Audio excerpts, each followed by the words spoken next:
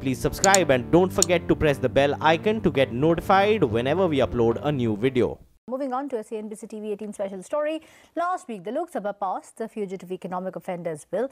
Once this legislation is carried and cleared by the Rajya Sabha, it will replace the ordinance that allows the investigative agencies to seize legal as well as benami assets of fugitive perpetrators of major financial fraud.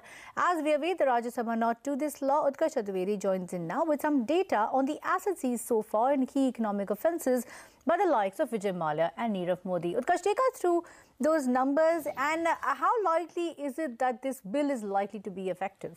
Well, since the Fugitive Economic Offenders Ordinance was promulgated earlier this year, the Enforcement Directorate has lost no time in putting to use the powers given in the ordinance to bring offenders to justice. Till date, the ED has gone to court thrice to declare Vijay Mallya, Nirav Modi and Mehul Choski fugitives. Along with the tag of the offenders, the ED wants permission from courts to confiscate and sell their assets in the case these offenders don't return to the country to face prosecution within the stipulated 6 weeks. But will the threat of confiscation and sale of assets be incentive enough for these offenders to come back to India?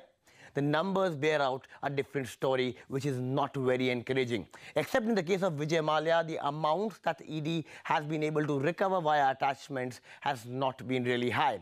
Let's take a look at the numbers. The fraud allegedly committed by Vijay Mallya is around 9,000 crore rupees, and the seizures by ED are around 12,000 crore rupees. Now, in the Mallya case, ED will sell these assets if Vijay Mallya does not return to the country in the next 6 weeks. Let's look at the alleged fraud by Nirav Modi. Out of the alleged fraud amount of 6,400 crore rupees, attachments worth 1,500 crore rupees only has been done by ED. In case of Mehul Choksi, the alleged fraud amount is 7,000 crore rupees, and while the attachments are only 2,500 crore rupees. In both these cases, ED had claimed that high attachment values initially, but after the independent valuation of the assets, the values dropped significantly. Similarly, in the case of Jatin Mehta of Winsome Diamond, the total amount of fraud is 7,000 crore rupees, but the attachments are only worth 200 crore rupees. And the idea under the Fugitive Economic Offenders Bill is that confiscation of these assets